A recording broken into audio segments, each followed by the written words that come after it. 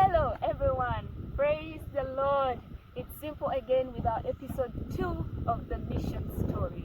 Yesterday in our episode 1, I did share about the call, the calling, and today I'm going to be sharing about the actual going. For it is one thing to be called and it's the other thing to actually go. Even with the fears and the unanswered questions, we made up our mind to go. And so we sat down and made a plan on how we were going to go visiting people that we are accountable to and share with them about our decision to actually go to Karamoja and serve as missionaries. And part of my friends were so concerned about my safety.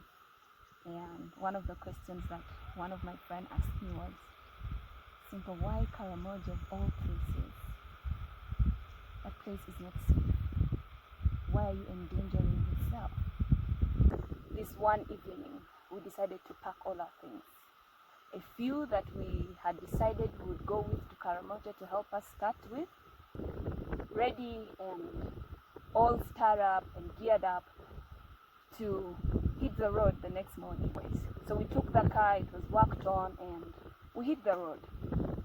Now, one interesting part is that, so the money we had went into, the first initial process of establishing a ministry. And we didn't have any other money, but we were convinced beyond doubt that we needed to go, and it was time. And so we hit the road with about 100,000 that was given to us the previous evening. A friend of ours who heard about our going gave us the 100,000 to help in filling the car, which took us to, I think, beyond Luero, and we needed more fuel, and we didn't have the money. So we decided to call our tight buddies. We have a couple of friends that we know that when we call them anytime, they will come through for us. And I know right now they're seated and they're listening to this recording. We want to say thank you so much, and we're grateful for your support. We filled the car again, and it took us to Gulu. We spent a night there with my mom, and the following morning we hit the road and drove all through Gulu to Lira. And when we reached Lira, fuel jumped. We needed more fuel. We called again a couple of other friends, and they sent us money, and we filled the car. And God willingly, from Lira, we drove all the way to Karamoja, finally to Karamoja. There was so much that was running through my mind. And I didn't know whether to be excited or to be scared. I don't even know exactly what to expect. I mean, before you go to the mission field, you try to do a little bit of research to understand the people that you are going to go and live with. But there was just so much going through my mind all through the journey. And I remember saying a prayer and saying, God, I am going because you've commanded me to go.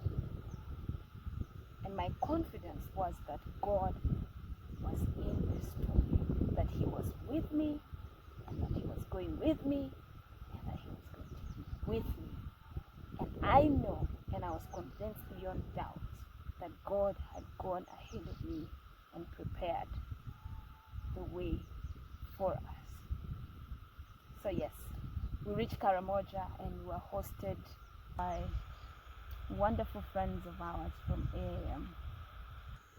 We had a wonderful time together. She fed us, she took good care of us, and we thank her for that.